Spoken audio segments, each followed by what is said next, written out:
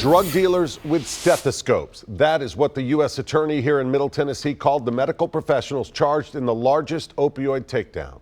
As more arrests are expected in the future, News Channel 5's Matthew Torres looked into why some are still able to work. Matthew. When Boydoin Smith's medical license was placed on probation for 3 years in 2012, he had to pay $4,200 in civil penalties.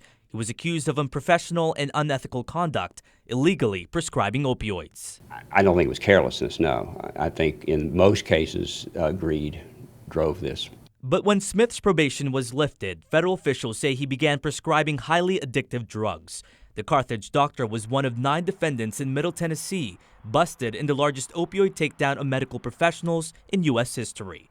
60 were charged across 6 states, 32 in Tennessee. Some of the professionals that were affected in yesterday's raid already had disciplinary action by their licensure boards. But despite disciplinary actions, majority of them still have their medical license with the state. It's sometimes different when we're talking about criminal investigations. Some of these things are like fraud and things that are not necessarily licensure action.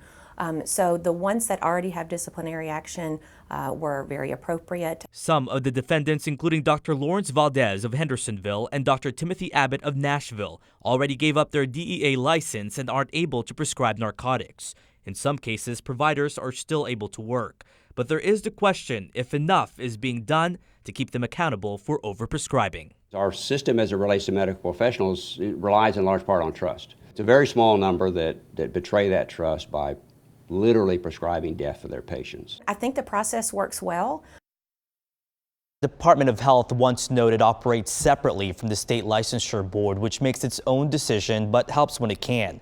Dr. Daryl Reinhardt, formerly of Columbia, had his license expired and is prohibited from renewing it in the state. 4 of his regular patients died. He is now in Indiana and is expected to be in federal court here next week.